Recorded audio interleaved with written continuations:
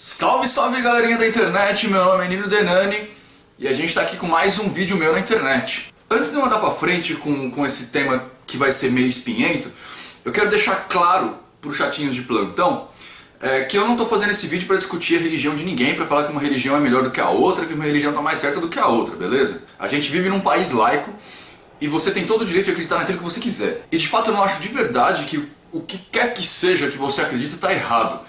Muito pelo contrário, eu tenho certeza de que o que você acredita tem tudo a ver com aquilo que você precisa acreditar para que você seja uma pessoa melhor lá na frente. Ou seja, no fundo, não me importaria nem um pouco se você falasse para mim que você acredita que é descendente de um deus sapo cururu da Tailândia, se isso te faz ser um ser humano melhor. Então é assim, antes de você me xingar mentalmente, falando que eu sou rebelde, excomungado, profanador, maldito, intolerante, bobo, enfim, qualquer uma dessas coisas, eu vou deixar você clicar no xizinho ali em cima e sair, beleza?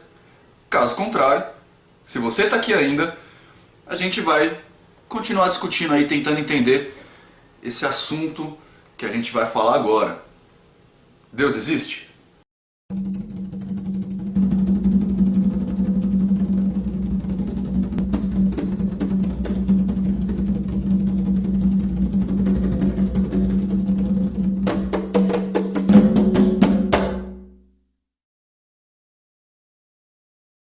Certo, eu sei que é uma questão bem complicada a gente tentar entender a existência de Deus. Eu vou tentar responder aqui pra vocês num vídeo se Deus existe ou se não existe. Portanto, eu não vou ter arrogância de falar pra vocês que eu vou dar essas respostas pra vocês num vídeo só. Mas eu quero levar vocês pra passear um pouquinho por outras plagas aí, por uns campos um pouco mais amplos de conhecimento, pra ver se a gente consegue entrar numa conclusão junto. Vamos lá? Então o que eu vou fazer aqui, na verdade, eu não vou dar nenhuma resposta para vocês, mas eu vou dar algumas situações. Ou melhor, eu vou levantar alguns olhares diferentes para essa questão em particular, à luz de alguns conhecimentos anexos. Em primeiro lugar, para a gente discutir se Deus realmente existe, a gente tem que, antes de tudo, tentar fazer a coisa mais difícil de todas do mundo inteiro do universo, que é definir o que é Deus. Eu acho que todas as religiões do planeta, se tiver outras em outros lugares, já tentaram de alguma forma fazer isso e, por incrível que pareça, todas elas chegaram a uma conclusão bastante relevante, a partir das suas próprias óticas, claro.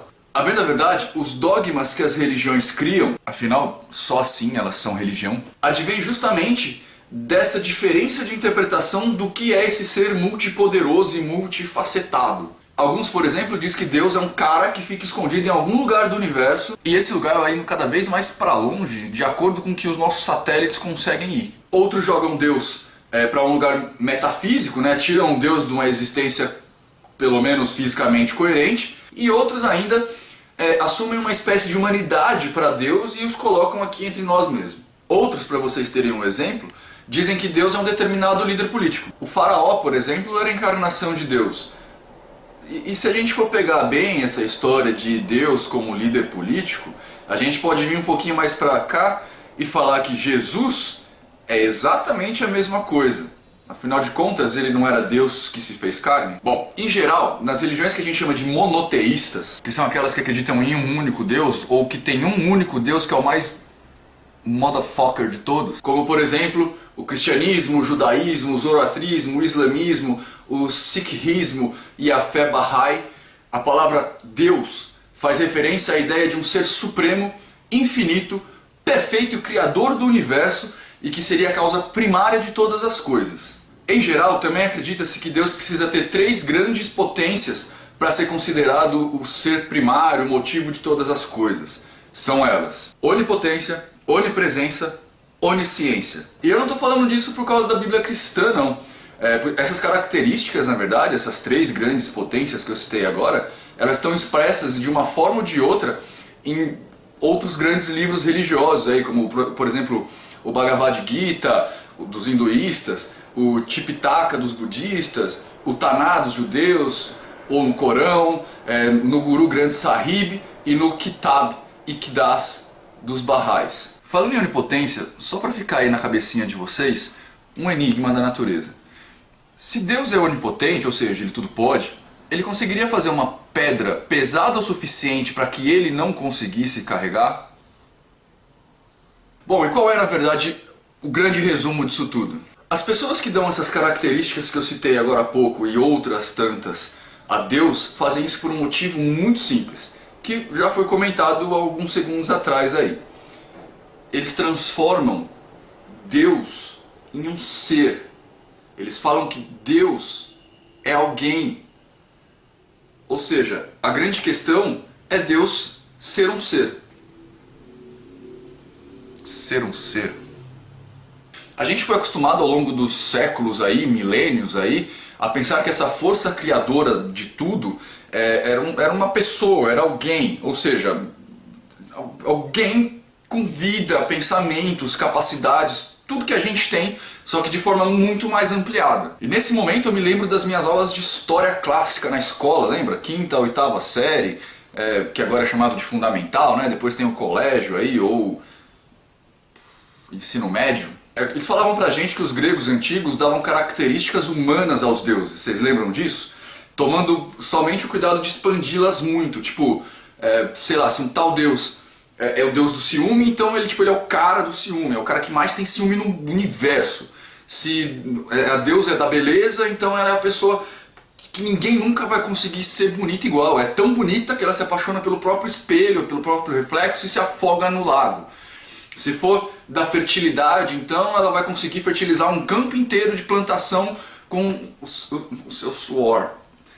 E por aí vai. O que parece que a gente fez, na verdade, quando a gente veio para o Ocidente aqui, né, quando a gente saiu da Grécia e Roma, lá daquele período onde o cristianismo começou a se firmar, Inglaterra, França, o que parece que a gente trouxe ele para cá, pegou esse costume de dar características humanas para o Deus, só que a gente juntou tudo numa coisa só, chutou o limite lá pro espaço e falamos, pronto, resumimos a história.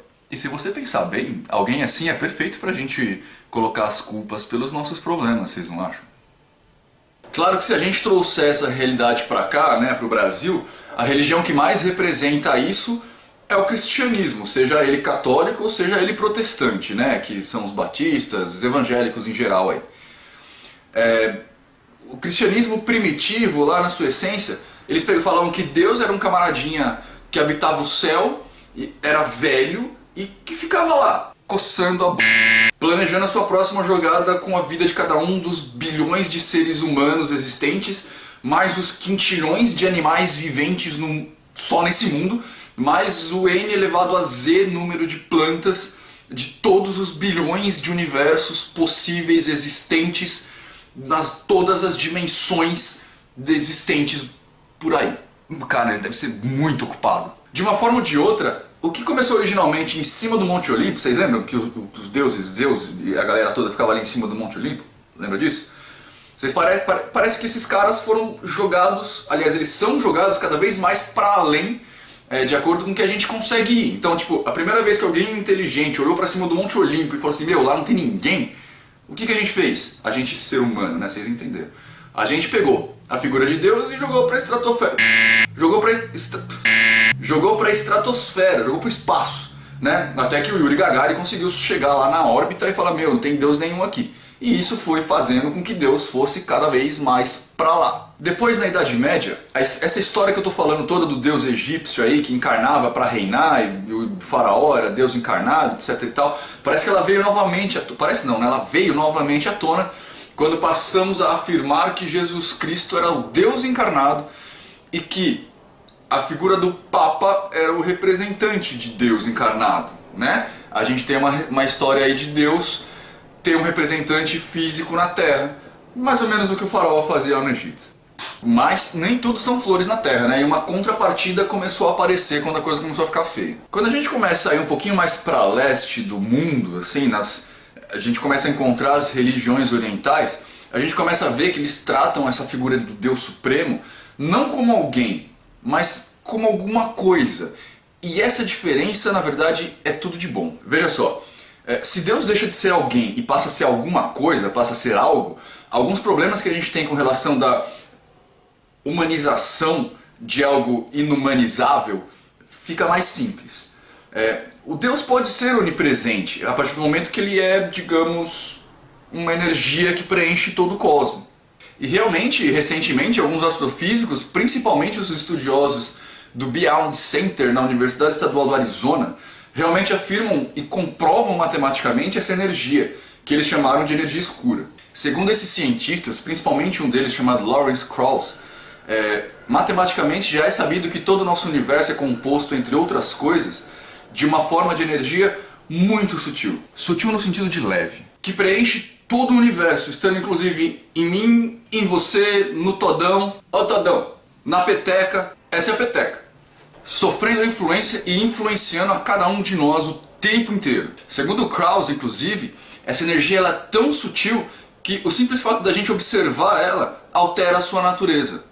Sabe o que isso quer dizer? Que isso, em última instância, depois de vermos todas as aplicações práticas de sua descoberta e após a gente conseguir mapear exatamente o que é de fato essa energia, pode ser o que a gente chama de Deus. Sim, imagina só! As últimas leituras ocidentais da figura de Deus e principalmente as primeiras leituras orientais da figura de Deus traçam a situação de algo infinitamente justo, não é? Lembrando que justiça é o equilíbrio, não é nem para um lado nem para o outro. O que pode ser mais justo que uma energia? Ela não tem lado, ela não decide parcialmente, ela é somente aquilo que ela é e ponto. Essa mesma energia escura que Krauss encontrou matematicamente foi a responsável pelo Big Bang, foi a responsável pelas explosões estelares que, em última instância, lançaram os átomos na atmosfera, aliás, lançaram os átomos no espaço, que foram agregados em grandes massas que formaram planetas e os seres humanos. Eu acho que essa situação me permite dizer que Krauss, mesmo sem querer querendo, junto com a sua equipe, óbvio, encontraram o prana, o axé, o ki, o chi, o rei, etc, etc. Agora, falta esclarecer uma coisa. Mas e o Deus pessoal? Da onde surgiu essa história? E ele existe? Sabe o que é pior? Sim, ele existe. Desde que a gente coloque ele em seu devido lugar, e isso talvez fique meio confuso.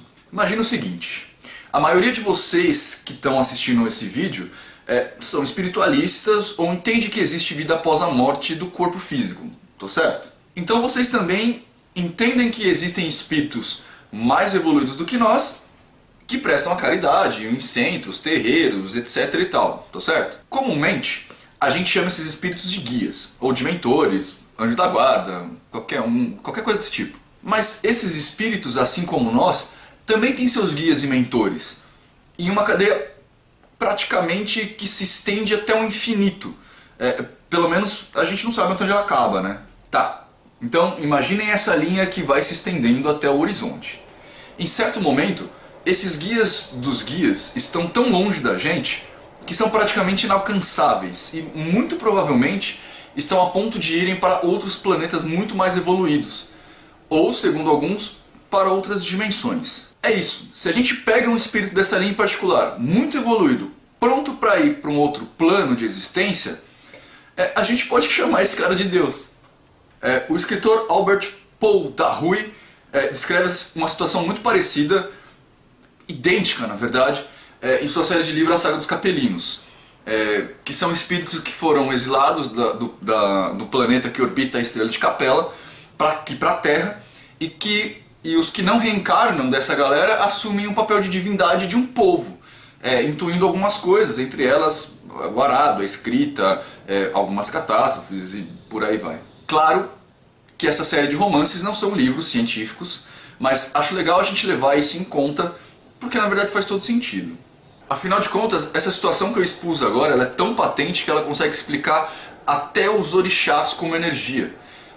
E também como deuses. Lembrando que na Umbanda o orixá é mais energia e no Candomblé ele é tido mais como um antepassado reencarnado ou um antepassado que não reencarna mais, mas de alguma forma ele foi um ser vivente aqui na Terra que em algum momento subiu para a condição de Deus ou de orixá. Isso também explica como existem tantas diferenças de interpretação do que é Deus, mesmo entre o cristianismo e o judaísmo, que são praticamente a mesma coisa.